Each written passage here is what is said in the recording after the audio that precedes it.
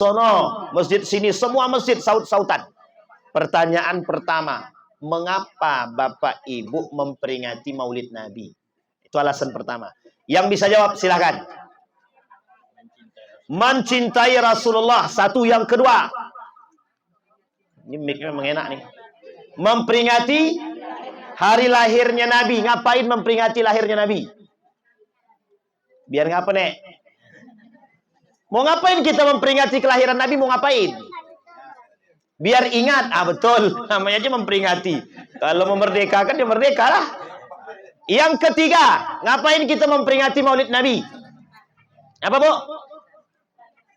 Tradisi. Nah, itu dia yang ketiga, itu yang paling penting itu. Apa tradisinya? Makan-makan.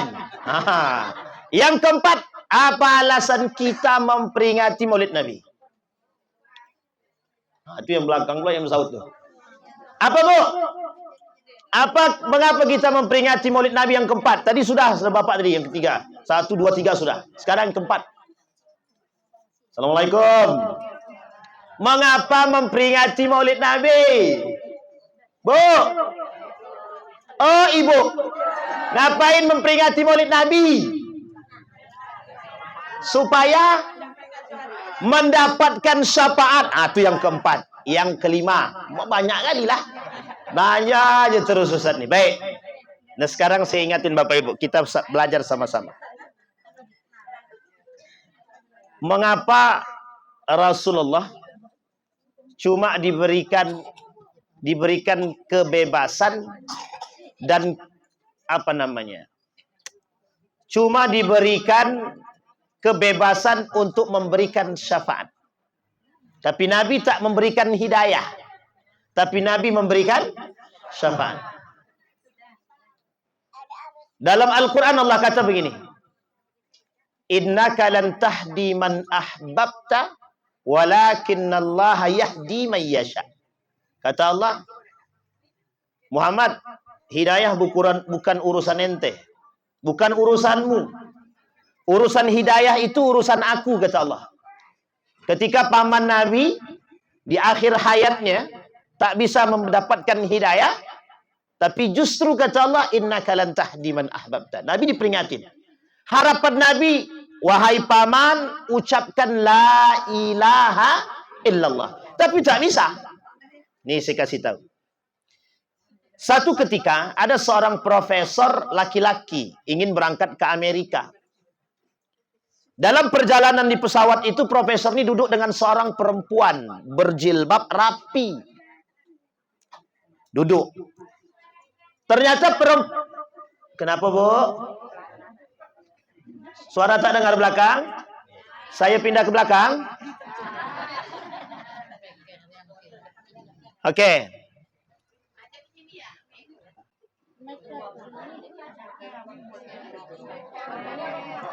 Tenang, kalau ras terkuat di muka bumi ini agak beda sedikit. Ini ras terkuat di muka bumi. Nah, kita pinggirkan mic-nya biar tak story. Baik. Nah, itu dia tuh. Menghadap kemana lendaknya gini ya. Mereng tak sedap. Baik.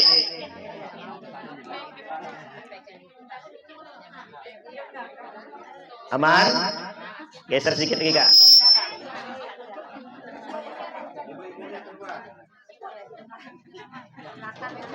Allah. Ambil sini, awas. Bantu di. Bantu.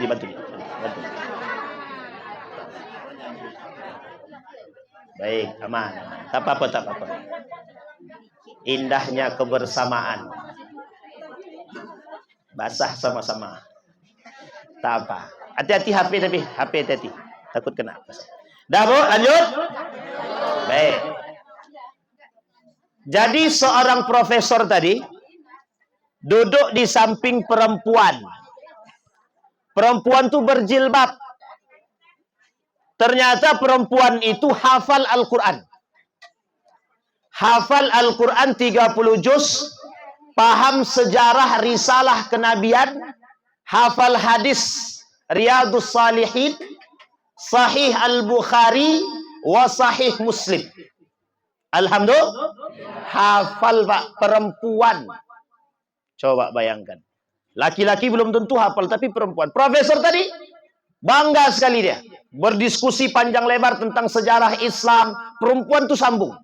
Berbicara tentang hadis Nabi, perempuan tuh sambung. Berbicara tentang Islam dan Al-Quran, perempuan tuh sambung. Bahagia sekali hati profesor. Tiba-tiba pesawat landing. Ketika mengambil bagasi di kabin, keluar tanda ini. Maksudnya paham? Keluar tanda dari sini. Menangis profesor tadi. Apa yang keluar tandanya ini? Menangis. Profesor tadi menangis. Ternyata yang hafal Quran, yang paham Al-Quran, yang mengerti sejarah Nabi, paham hadis, bukan Islam. Non-Muslim. Kafir. Coba bayangkan. Apa kata Nabi? Apa kata profesor tadi? Menangis profesor tadi. Perempuan tadi bilang begini. Kata perempuan tadi, kalau kita ditakdirkan untuk bertemu, saya akan ceritakan. Dilalah, kata orang Jawa, kebetulan hotelnya sama nginap di Amerika itu. Di New York itu. Hotelnya sama, acaranya sama.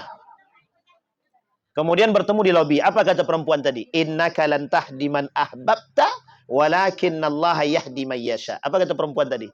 Dia hafal Quran. Bukan Muslim, kafir dia. Tapi dia yang mengatakan kepada profesor tadi, hidayah bukan urusanmu, urusan Allah. Coba, yang ngomong non-Muslim. Coba bayangkan yang ngomong non-Muslim. Bukan Muslim yang berbicara. Artinya hidayah itu urusan Allah. Tapi hidayah itu perlu dikejar atau tidak? Perlu. Masalah Allah memberikan hidayah atau tidak itu urusan Allah. Tapi ada orang masuk Islam tanpa harus mengejar hidayah. Ada orang yang memang mengejar hidayah. Kita ambil contoh. Mu'allaf Ustadz Felix Shaw mengejar Islam dengan mempelajari sejarah Islam. Masuk Islam. Tapi ada yang tidak masuk, ada yang tidak mengejar Islam tapi masuk Islam. Nih Bapak Ibu, yang perlu kita pelajari poin ini. Coba bayangkan. Antar dulu. Tenang. Taruh jadi tengah sini dah. Tuh. Ditolong nih. Masya Allah. Bagi kapak apa awak. Baik. Nah, sip. Kita lanjut. Baik. Ternyata ada seorang pemuda bernama Peter itu. Ada Peter, dia orang orientalis dia. Masuk Islam karena akhlak seorang pemuda Muslim. Dia caci maki Nabi, dia caci maki Islam. Ketika dirampok, yang menolong dia umat Muslim. Apa kata Peter? Kenapa kau bantu aku? Kau Muslim, kenapa kau bantu? Jawabannya sederhana. Apa kata Peter? Apa kata orang pemuda Muslim tadi? Kami tak diajarkan membenci. Kami tak diajarkan mencela. Kami diajarkan untuk saling membantu tanpa harus melihat ras. Tanpa harus melihat suku. Tanpa harus melihat agama. Apa yang terjadi? Peter tadi, asyhadu an la ilaha illallah wa asyhadu anna Muhammadar Rasulullah.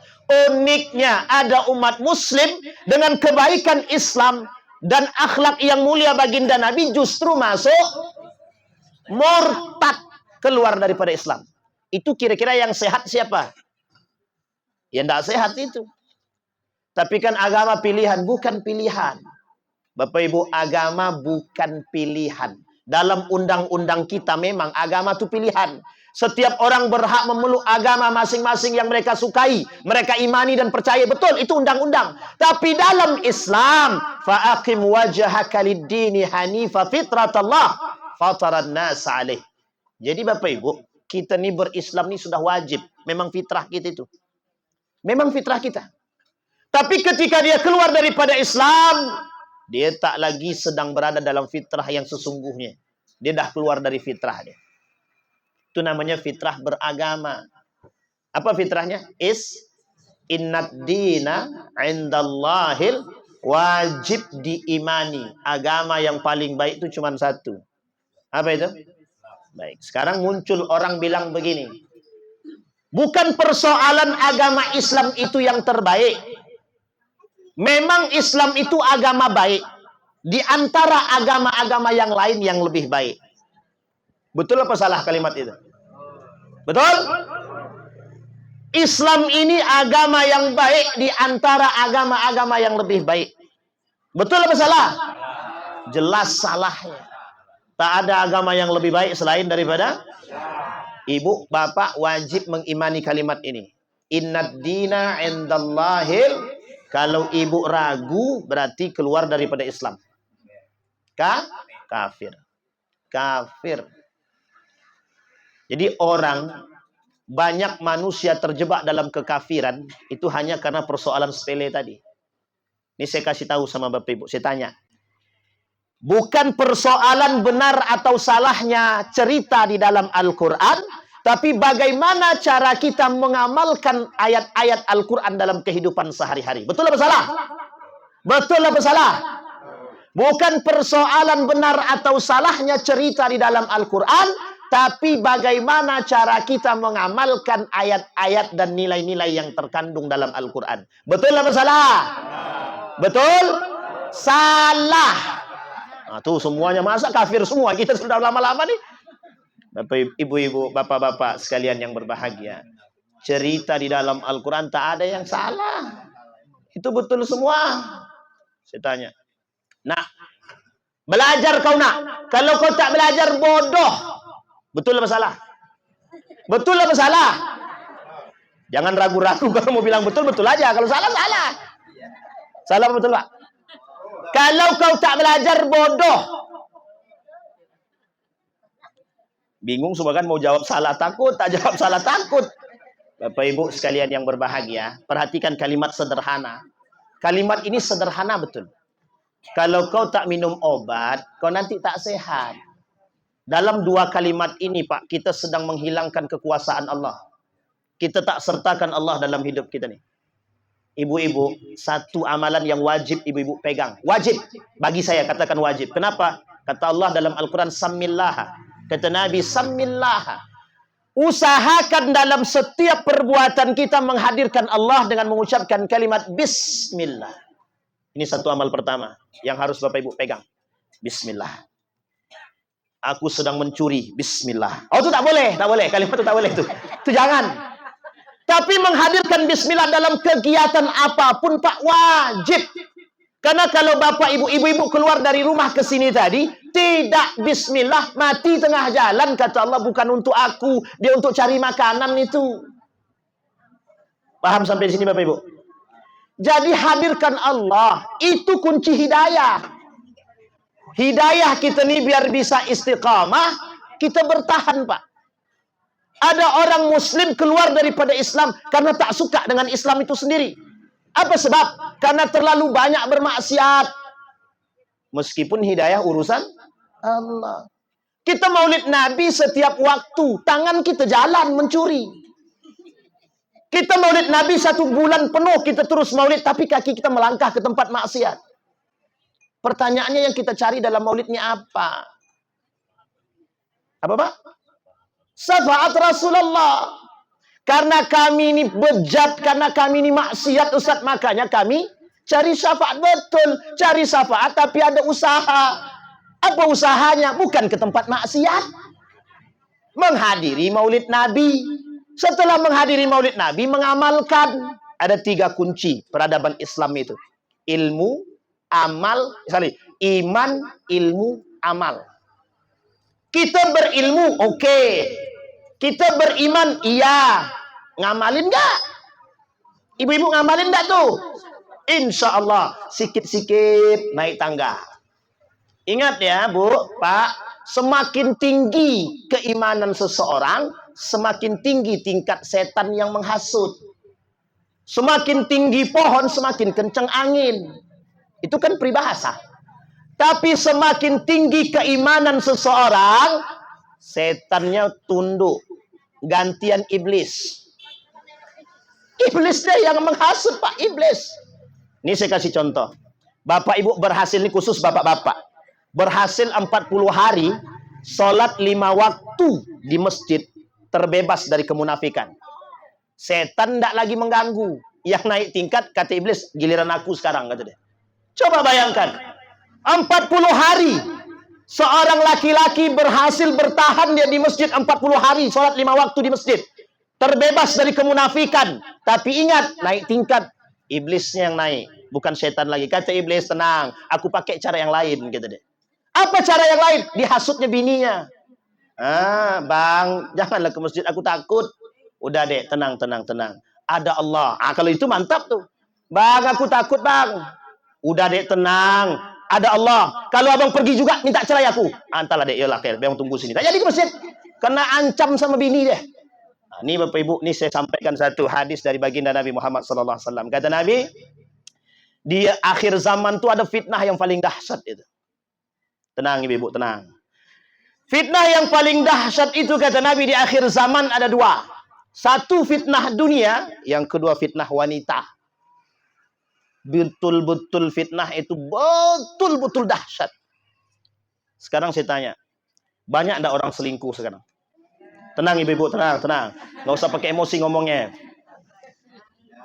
Ini karena ada bapak-bapak sedikit aja nih. Kalau sempat bapak-bapak banyak, tidak, kata bapak-bapak itu. Terima deh kan? Kata Nabi, dalam hadisnya begini, la taqumus sa'ah hatta yuti'u imra'atahu. Tak akan terjadi hari kiamat sampai laki-laki itu akan taat kepada istri dia, wa akali walidayhi, dan dia durhaka kepada kedua orang tuanya. Dek, abang nak ngasih ibu duit. Abang penting siapa? Ibu abang atau aku? Alamak, kalau begini susah. Harusnya laki-laki punya pendirian. Aku lebih penting ibuku daripada dirimu, dek. Begilah. Kalau ada yang begitu, itu berani berarti laki-laki itu. Kalau tak berani, agak khawatir awak sedikit. Ini fitnah perempuan, Bu. Fitnah perempuan akhir zaman. Itu yang ngomong bukan saya, Nabi. Kata Nabi, kelak banyak perempuan yang mengantarkan suaminya durhaka kepada kedua orang tuanya. Na'udzubillah. Ibu-ibu yang di sini tidak seperti itu. Yang di sini ya. Entah kalau di luar tak tahu lah. Tapi insya Allah enggak. Apa kata Nabi? Banyak mereka yang disebabkan karena fitnah wanita. Bahkan dikatakan oleh Nabi dalam riwayat yang lain itu, kata Nabi, perempuan itu dan laki-laki kelak di akhir zaman banyak yang berselingkuh. Sekalipun sudah punya suami ataupun punya istri. Apa penyebab mereka selingkuh? Ada 2. Yang paling besar, 1, harta. Yang kedua, perhatian. Jadi besok kalau ada laki-laki perhatian sama ibu, tolak, aku udah punya laki ya. Harus begitu, Bu, harus. Dan bapak-bapak juga begitu. Aku punya bini. Aku perhatiin sama bini. Tapi aku nih bini, Pak. Oh iya, itu bagus. Kalau awak yang perhatian harus begitu. Tapi itu fitnah, Pak. Kembali ke poin tadi. Kata Nabi, itu masalah kita sekarang. Sehingga kita kembalikan kepada poinnya, Pak. Nilai-nilai Islam sempurna, Pak. Sangat sempurna Allah kasih. Lalu baginda Muhammad sallallahu alaihi wasallam. Jadi Bapak Ibu, kenapa kita harus memperingati Nabi? Syafaat, iya benar. Kita memang pengen syafaatnya, Pak. Kita bejat, kita pelaku kemungkaran. Karena itu kita berharap syafaatnya Rasulullah. Tapi syafaatnya Rasulullah tidak bisa dapat dengan cuma begini doang. Gimana cara kita mendapatkan? Kita punya usaha amaliyah yang harus lakukan. Apa itu? Banyak mendekatkan diri kepada Allah, memperbanyak salawat dan mengikuti ittiba'un Nabi. Ada seorang penyair mengatakan begini, ya man nahnu aula bihubbihi ba'dillah fa ittiba'u sunnatihi wajibun alaih. Apa kata dia? Siapa yang paling layak kami cintai, yang lebih baik kami cintai setelah Allah? Rasulullah. Kemudian fa ittiba'uhu, dan mengikuti sunnah-sunnahnya wajib bagi kami. Ini kita cuma ikut maulidnya, tapi tidak ikut sunnahnya. Masuk ke dalam masjid kaki kanan, kita kaki kiri. Pakai doa, kita diam. Tak hafal Ustaz. Itu masalah kita sekarang. Seorang orientalis, bukan Muslim, Kristen, ateis, tidak punya agama dia. Justru lebih hafal daripada kita tentang doa-doa. Coba bayangkan, nggak malu kita. mengatasnamakan kami cinta Rasulullah, tapi lisannya tak sama seperti Nabi. Kami cinta baginda Nabi Muhammad sallallahu alaihi wasallam, makan tangan kiri. Makan minum tangan kiri sambil berdiri pula. Jangan tersinggung. Kalau tersinggung berarti pelaku. Kan begitu, Pak? Harus begitu. Masuk kamar mandi biasa. Mana kamar mandi? Masuk. Tidak ada doanya. Di mana kita mengatakan kita ittiba'un Nabi? Kami mengikuti Nabi dalam maulid aja, Ustaz. Nah, itu masalahnya di situ.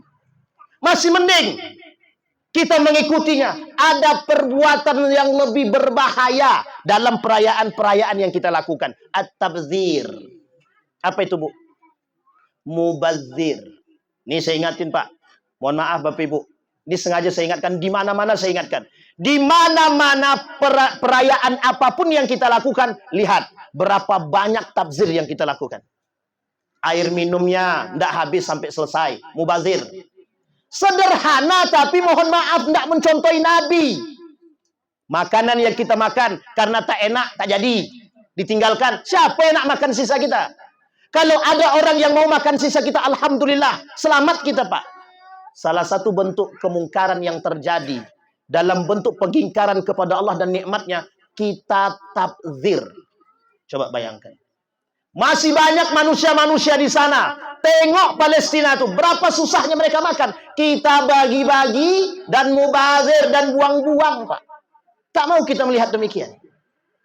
Yang harus kita tanam. Bayangkan, sunnah Nabi tak jauh dari rumah kita. Di dalam rumah kita sendiri. Bangun tidur kita doa.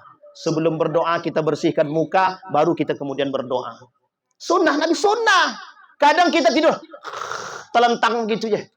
Nabi begitu gak tidur? Tidak. Perlu kita contoh sangat. Kita mencontohi Nabi kah? Belum tentu. Maka ini poin penting daripada maulid, zikra maulidir rasul. Ini tujuan kita memperingati maulid Nabi. Bukan hanya sekedar maulid, tapi bagaimana menumbuhkan semangat untuk menumbuhkan akhlak mulia Nabi. Menghidup cinta dan sunnah Nabi. Tapi bukan sunnah poligami, bukan. Tenang aja, tenang. Tenang ibu-ibu, aman tuh. Kan perang ras terkuat di muka bumi sekarang nih ibu-ibu. Coba bayangkan. Di mana letaknya, Pak? Di letak salah kita sekarang. Inggris negaranya bukan negara muslim. Tapi di Inggris hari ini, karakteristik kenabian tercantum dan terlihat dengan baik. Kenapa demikian? Kenapa mereka bisa begitu? Karena mereka mempelajari, Pak, sirah nabawiyah, syama'il muhammadiyah. Mereka tahu, Pak, bagaimana harus berkasih sayang, bagaimana apa yang telah diajarkan Nabi selesai, Pak. Mike Tyson, pernah dengar petinju ulung dunia? Siapa namanya? Mike Tyson, petinju ulung. Ditanya, Pak, apa kata tukang wawancara nih? Bagaimana menurutmu hidup yang sehat? Dijawab, sederhana jawabannya. Apa kata dia? Pelajari model hidup baginda Nabi, selesai. Dah paling sehat di muka bumi ini, kata dia. Sekarang kita makan selagi lantak-lantak. Udah kenyang belum? Belum. Belum habis 5 piring lagi makan terus. Rakus namanya itu. Apa kata Van Damme? Van Damme itu aktor Bollywood yang terkenal. Entah Bollywood, entah Hollywood, terserah lah pokoknya. Yang jelas aktor terbaik. Van Damme namanya. Ini bapak-bapak pernah nonton film itu kalau orang barat itu. Apa kata Van Damme? Ketika ditanya dalam 2 aktor tersebut, bagaimana pandanganmu tentang kehidupan, bagaimana caranya hidup sehat? Dijawab, Pak, sama dia. Dijawab. Pelajari bagaimana hidupnya Rasulullah Muhammad, sang pembawa risalah. Hidupnya dah sehat. Orang sekarang kalau tidak makan pizza, lidahnya gatal. Orang zaman dulu dicari, Pak, mana akar-akar kayu itu yang diminum. Tak ada penyakit jantung, justru yang sakit-sakitnya makan pizza itu. Bukan jantung lagi, semua penyakit masuk, komplikasi, besok mati dia. Coba bayangkan. Tapi orang-orang yang makan makanan yang mohon maaf, ada disebutkan Nabi, ada, Pak. Madu, buah, tin, yang tidak disukai oleh anak-anak zaman sekarang. Perhatikan, suka anak mereka dengan hal-hal begitu. Nggak suka. Kalau kami nggak minum Starbucks, nggak yes. Dah Starbucks pula. Orang tua kita zaman dulu kopinya pahit, ternyata sehat. Orang sekarang kalau tidak pakai gula hancur, tidak mau minum, ujung-ujungnya penyakit Umur 25 tahun penyakit gula. Umur 28 tahun sakit pinggang. Umur 30 mati. Rupanya kanker, jantungan, liver, pokoknya semua penyakit lah. Tapi perlu Bapak Ibu pahami, begitulah cara Nabi mengajarkan kepada kita hidup yang sehat.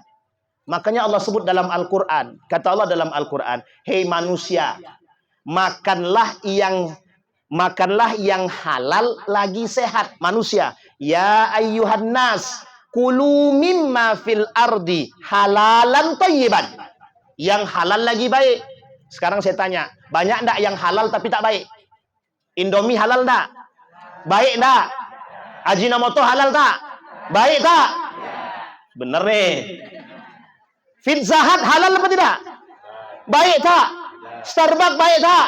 Pokoknya banyak yang tak baik. Tapi kan kita minum, kita makan sesekali seumur hidup. Itu lain cerita. Tapi kita makan kok Pak, kita makan begitu. Tapi apa kata Allah kepada orang beriman? Ya ayyuhalladzina amanu kulu min thayyibati ma razaqnakum washkuru lillahi in kuntum iyyahu ta'budun. Nabi yang mencontohkan demikian. Minum jahe rasanya sedap, anak sekarang tak mau. Coba kasih. Coba kalau nggak percaya. Nah, minum jahe ini sehat. Nggak lama, cukup minum extra jos sajalah katanya. Ini masalah kita sekarang. Kita mengagungkan baginda Nabi, tapi kita tak berhidup seperti hidupnya baginda Nabi. Baik dalam cara makanan, pendidikan, gaya hidup, apa tak lagi gaya hidup sekarang. Nah, ini khusus perempuan nih. Baik-baiklah Pak. Baik-baiklah Pak. Baik-baiklah Bu. Gaya hidup manusia sekarang ini tinggi. Gengsinya oke. Kalau nggak pakai tas branded, merasa tersingkirkan. Apa namanya ini? FOMO. Fear of missing out. Agak gaul sedikit. Bahasa Inggris. Fear of missing out. Kalau ndak ikut tren, ndak fear of missing out namanya. Kalau tetangga beli dia ikut. Kalau tetangga beli, tas itu lagi branded, lagi oke. Beli semua Pak. Jadi semua tasnya sama gitu. Kalau ndak beli dia ketinggalan, merasa khawatir. Coba makan. Apakah begitu cara Nabi mengajarkan kita? Ndak. Yang itu yang harus kita pelajari. Apa kata Dr. Zaidul Akbar? Itu resep hidup sehat itu sudah diberikan sama beliau semua. Bangun, tidur setelah Isya. Meskipun paling lama jam 10 lah. Kemudian ngantuk kan? Jam 10 tidur. Bangun jam 3 atau setengah 4. Ya Allah, enaknya bukan main. Hidup enak. Sehat. Mandi langsung segar. Kalau mandi itu hilang penyakit-penyakit yang lain itu hilang. Rematik pun hilang. Cuma masalahnya, siapa yang mau jam setengah 3 itu mandi? Tidak ada. Kecuali dia berangkat umroh, baru dia mau. Ayolah kami pergi. Berangkat umroh dia, programnya adalah bangun tengah malam mandi dia. Kalau sampai rumah hilang semua. Tahajud pun hilang, sholat subuh pun hilang kali. Coba bayangkan Pak. Apa masalah kita sekarang? Masalah kita sekarang adalah kita yang tak pede dengan keislaman kita. Kita yang tak pede dengan sunnah Nabi kita. Kita yang tak pede dengan gaya hidup Nabi. Kita yang tidak pede dengan apa yang dibuat oleh Nabi kita. Tapi setiap tahun kita peringati. Ini yang kemudian penting untuk kita. Syafaat benar. Syafaat kita bisa dapatkan kalau seandainya kita betul-betul menjalankan dan ada usaha mencintai Nabi. Ini yang paling penting Pak. Tapi Ustaz, aku berselawat tiap hari Ustaz. Bagus. Tapi dalam berselawat itu Ustaz, mohon maaf, kadang aku juga berbuat dosa Pak Ustaz. Ya kalau khilaf, tobat. Tapi setelah tobat aku maksiat, lebih baik daripada tidak sama sekali.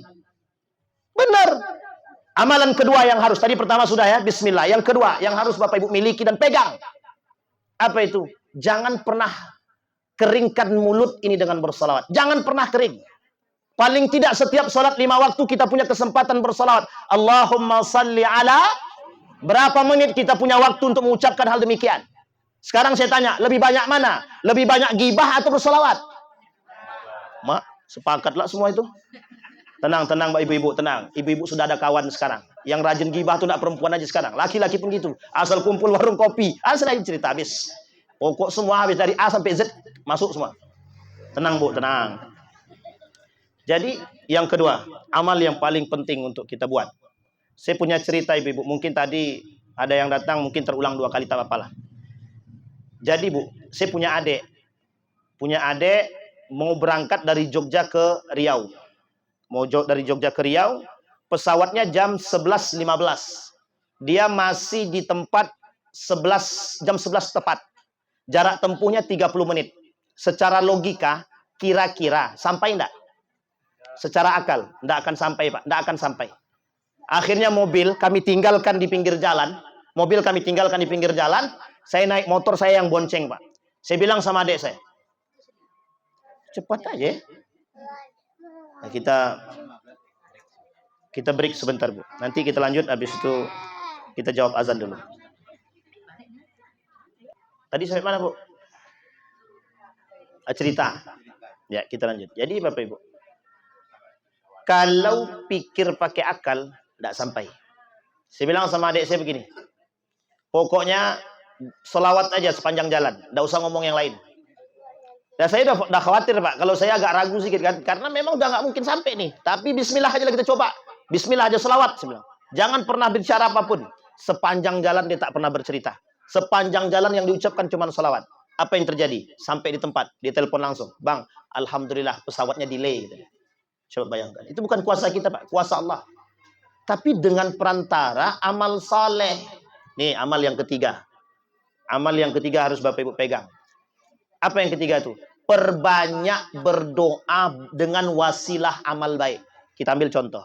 Bapak Ibu, setelah melakukan kebaikan, berdoalah kepada Allah. Ya Allah, kalau engkau anggap yang aku perbuat ini baik menurutmu, maka kabulkanlah doaku. Insya Allah, Allah kabulkan. Itu namanya berdoa melalui amal soleh, wasilah amal soleh. Boleh kan? Sangat dibenarkan. Sangat dibenarkan berdoa melalui wasilah amal soleh. Tapi ternyata itu salah niat disebutkan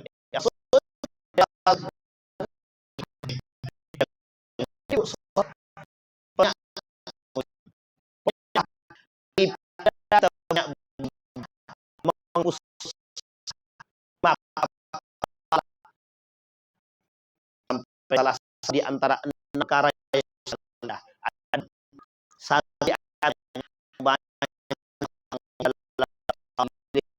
itu amal ibadah.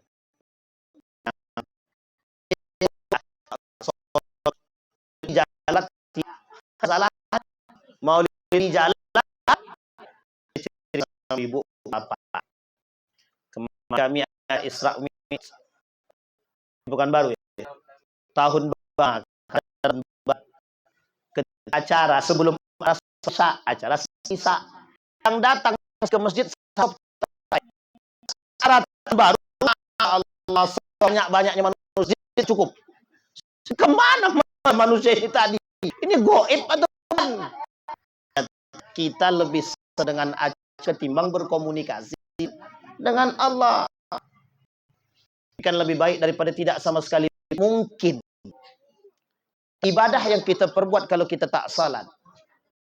Nabi, orang yang tidak salat kafir. Kafir di sini menghapus amal ibadah dia. Jadi sayang, Bu. Pahala maulid Nabi yang kita dapat ini dengan kesunahan Nabi ini ternyata terhapus sia-sia karena kita sengaja meninggalkan sholat. Aku sengaja pusat karena aku lagi datang halangan, tak usah disebut. Kami juga paham kalau itu. Kecuali yang buat itu bapak-bapak. Sampai di sini paham Bapak Ibu? Baik. Ini poin penting. Nah, kembali kepada poin tadi. Mengapa kita memperingati maulid Nabi? Tadi sudah disampaikan syafaat sudah. Ternyata ada yang perlu kita perbuat hari ini. Ini saya sampaikan dalam bentuk khusus untuk perempuan. Bapak Ibu sekalian yang berbahagia.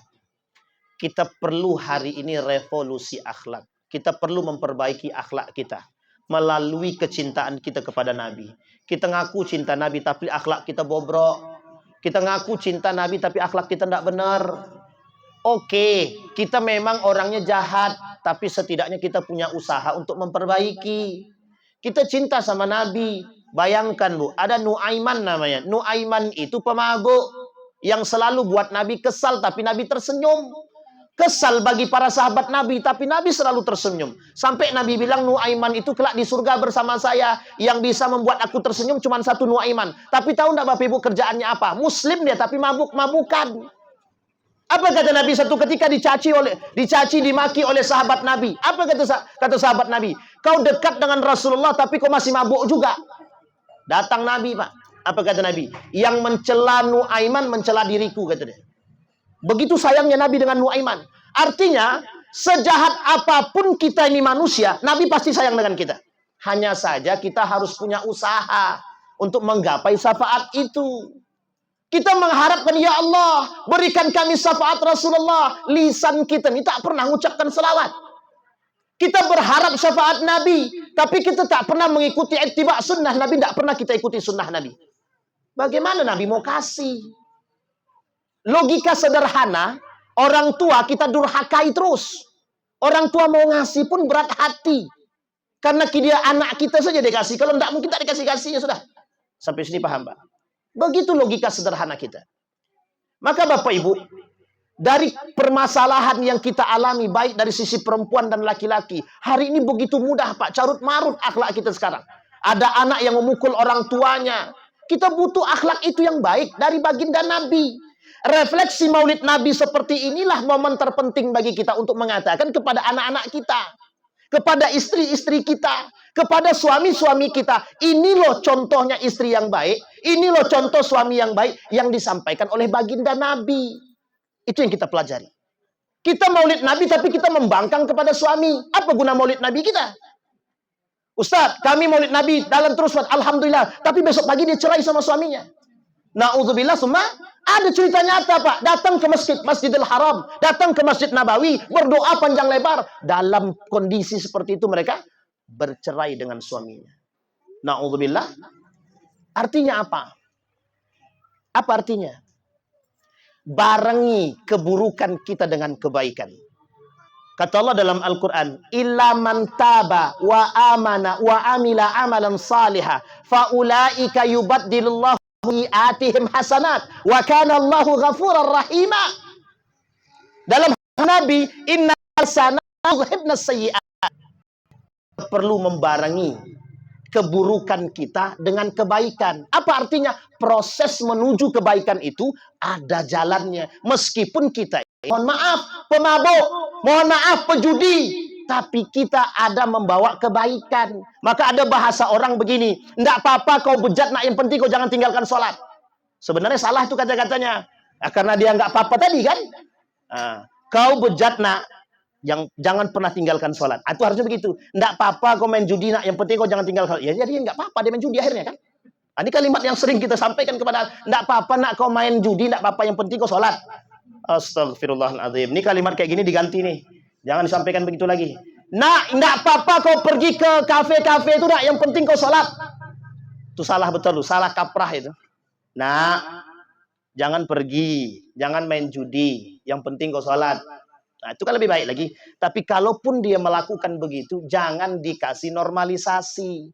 Jangan dimaklumkan dia berjudi. Enggak apa-apa lah nak kau judi. Enggak apa-apa pula lagi. Ini nak duit, kalau kurang duit minta sama mama. Penting kau sholat. Astagfirullahaladzim. Bu ini. Sampai di sini bisa dipahami Bapak Ibu ya. Jadi poin penting kita di situ. Nah, ini poin penting mengapa kita harus memperingati Maulid Nabi. Bapak Ibu, di tengah kita hari ini banyak orang yang nggak suka dengan kita. Kenapa mereka nggak suka? Karena kita menghidupkan nilai-nilai keislaman dan rasa cinta kepada agama, kepada Allah, kepada Rasulullah. Mereka nggak suka. Kenapa mereka tidak suka? Karena kalau kita banyak yang cinta kepada Nabi, akan banyak orang yang berubah akhlaknya dari nggak benar jadi benar. Itu yang tidak disukai mereka. Kita penting maulid Nabi. Banyak orang yang menipu sejarah Nabi, banyak. Apa mereka kata? Muhammad tuh penipu, perusak. Pokoknya banyak cerita tentang Nabi, Pak. Tapi apa kata kita? Dengan memperingati maulid Nabi ini, kita tahu mana yang benar, mana yang salah. Itu pentingnya maulid Nabi. Bukan hanya sekedar mencari syafaat, bukan. Tapi bayangkan siapa yang sangka dengan hal-hal seperti ini, mohon maaf. Ibu-ibu, bapak-bapak berhak berhak memberikan syafaat kepada saudara dia. Besok misalkan Kak Lina Oh, ternyata Ustadz Ridwan tak ada dalam surga. Ya Allah, dulu beliau datang ke Teluk Pinang memberikan tausiah. Masukkan dia ke surga. Kami bersaksi dia orang baik. Misal, itu contoh aja. Contoh. Jangan pula, tapi kalau beneran, alhamdulillah kan gitu. Mungkin tidak seperti itu. Apa kata Nabi? Fal yukhallil man yukhallilu bidin. Kita berkawan itu sesuai dengan kondisi agama. Dan itu poin penting, Pak. Karena kita berhak memberikan syafaat satu saja. Kita punya satu syafaat untuk sahabat kita. Kita punya satu syafaat untuk saudara kita. Kita punya satu syafaat untuk saudara kita. Untuk orang tua kita, untuk anak kita, kita punya. Jadi kita harus bahagia. Nabi, kata Nabi begini. Tahu Bapak? Mudah-mudahan suara saya kuat. Apa kata Nabi? Aku bahagia ada orang yang tidak ketemu dengan diriku, tapi mereka mengucapkan namaku, kata Nabi. Siapa mereka? Kita. Tidak ketemu Nabi, tidak hidup di zaman Nabi, tapi apa yang kita miliki? Kita memiliki segalanya. Apa kata Nabi? Mereka berhak mendapatkan tempat terbaik di sisinya. Itu Nabi kata syafaat. Sampai di sini paham Bapak Ibu? Jadi syafaat itu hanya diberikan kepada orang yang mohon maaf cinta kepada Nabi dengan pembuktian amal solehnya. Kalau tidak ada amal soleh mengaku cinta sama Nabi saja, tapi tak ada amal solehnya, apa yang mau kita buktikan di hadapan Nabi? Sampai di sini bisa dipahami. Jadi apa yang harus kita tekankan pada amal yang keempat? Nah, ini amaliyah yang keempat Bapak Ibu. Amaliyah kita yang keempat adalah datangkan dan hadirkan di setiap keburukan yang kita lakukan ada kebaikan. Paling tidak penyeimbang. Kita bejat betul, tapi kita melakukan kebaikan. Kita ambil contoh. Seorang pemuda dijamin oleh Nabi masuk surga, tapi pelaku maksiat, pezinah dia. Mohon bukan pezina, peminum khamar dia, pemabuk dia, pejudi dia. Tapi seorang ulama dari Damaskus bermimpi bertemu Nabi 5 kali. Apa kata Nabi dalam mimpinya? Fulan ibn Fulan ahlul jannah. Coba bayangkan. Fulan ibn Fulan ahlul jannah. Apa kata Nabi? Datang ulama Damaskus tadi ke Saudi Arabia, bertemu dengan pemuda tersebut. Dia memang bejat, memang pemabuk, memang peminum khamar, memang pejudi. Tapi ternyata setengah daripada gaji dia gunakan untuk memberi makan anak yatim dan janda. Coba bayangkan, keburukan dia dibarengi dengan, tapi jangan pula setelah ini aku lakukan keburukan, pasti aku... Nggak, itu salah tuh. Yang kayak gitu tuh yang nggak benar itu. Tapi kalau sudah sadar aja, nggak usah ikut-ikutkan pula kan gitu. Sampai di sini bisa dipahami. Itu yang keempat. Maka yang keempat ini Bapak Ibu poin terpenting bagi kita. Saya yakin tidak ada satupun di antara kita nih yang merasa suci, tidak ada. Siapa yang suci angkat tangan? Kecuali namanya suci. Tidak ada. Tapi kita yakin dengan keburukan yang kita buat, kita masih punya berpotensi melakukan kebaikan. Yang kebaikan inilah yang akan menghapus keburukan kita. Amin ya Rabbal. Itu yang kita harapkan. Apa kata Nabi? Innal hasanat yudhibnas sayyiat. Kebaikan yang kita lakukan akan bisa menghapus dosa-dosa keburukan kita. Itu yang harus kita baik. Maka Bapak Ibu sekalian yang berbahagia, dari 4 hal tadi, jadikan kebiasaan dalam kehidupan kita. Setidaknya setiap hari kita mengucapkan Bismillah. Yang kedua, basahi lisan kita dengan. Yang ketiga. Saya pun lupa. Apa nih? Pokoknya yang ketiga lah. Yang keempat. Apa yang keempat?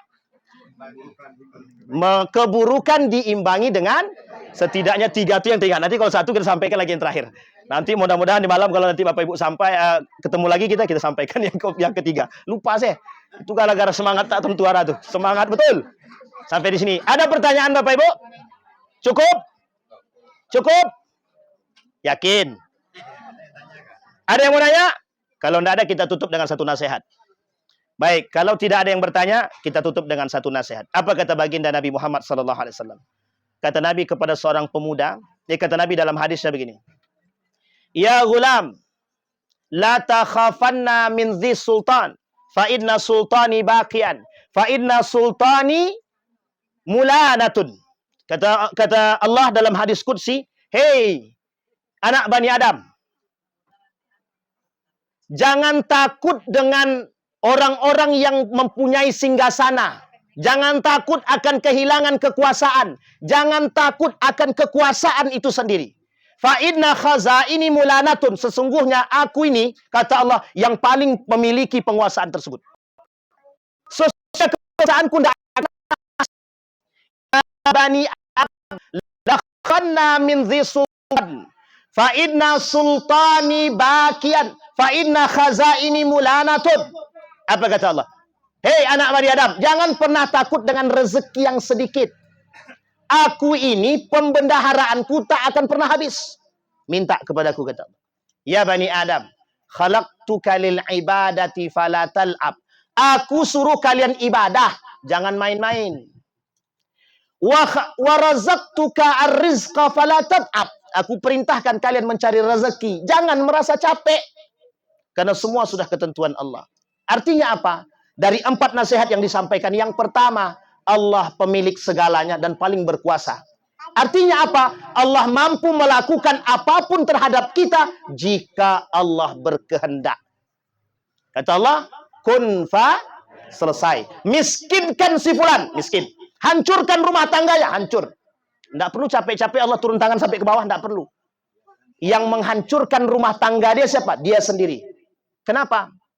Karena mereka tak mau menjalankan perintah Allah dan Nabi-Nya. Yang kedua, banyak orang merasa dengan kemiskinan terhina. Tidak. Yang punya kemuliaan, hina di dunia, mulia di hadapan Allah. Kalau bisa, mulia di hadapan Allah, mulia di dunia. Ini kita takut Pak dengan kemiskinan. Seolah-olah kita miskin, seolah-olah kita hina. Datang ke setiap manusia minta. Allah paling hinakan itu. Tidak akan Allah muliakan, tidak akan. Justru Allah hinakan. Kata Allah dalam hadis kursi tadi, yang ketiga, wahai anak bani Adam, aku ciptakan kalian untuk ibadah. Tidak usah main-main. Seriuslah dalam beribadah. Itu yang kita maksud yang tadi. Pahami dalam setiap ibadah yang kita lakukan punya arti penting bagi kehidupan kita. Ada yang bisa kita pegang. Yang keempat, yang terakhir, Bapak Ibu sekalian yang berbahagia. Apa kata Allah dalam hadis kursi tersebut? Aku berikan kalian rezeki. Aku perintahkan kalian bekerja. Jangan merasa capek. Terkhusus buat bapak-bapak. Yang kita lakukan Pak, untuk anak dan istri kita. Mati kita di tengah jalan sedang mencari nafkah karena Allah. Mati kita syahid Pak. Mati kita syahid. Surga menanti kita Pak. Jadi tidak usah merasa capek. Memang itu tanggung jawab kita. Tapi ingat ibu-ibu, tidak usah ikut-ikutan. Suami aku tidak mau kerja, Ustaz, malas dia. Biar aku aja yang mencari rezeki untuk anak dan suami aku. Itu terbalik namanya. Dunia terbalik. Kadang suaminya sudah bersikeras, aku aja lah dek. Tidak usah lagi bang, biar aku aja. Nah, itu pula gengsinya manusia sekarang nih. Maka dapat pula cerita dunia terbalik.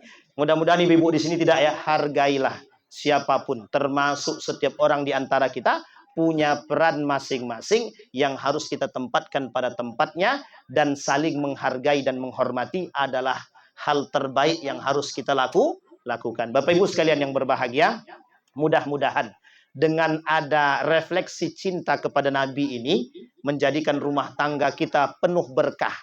Menjadikan rumah tangga kita rumah tangga yang cinta kepada Nabi, yang sedikit demi sedikit kita menjadikan atau mengikuti sunnah Nabi. Amin ya Rabbal. Siap Bapak Ibu? Siap Bapak Ibu? Oke, makan tangan kanan, bersyukur setiap waktu, masuk kamar mandi dengan doa, keluar dengan doa, kakinya apa, tidurnya bagaimana, salamnya seperti apa, hormatnya seperti apa, tutur katanya bagaimana, semua sudah disampaikan oleh Nabi, tinggal kita mengikuti. Insya Allah bermanfaat dan berkah. Amin ya Rabbal Alamin. Fa'tabiru ya ulil absar la'allakum tuflihun. Assalamualaikum warahmatullahi wabarakatuh.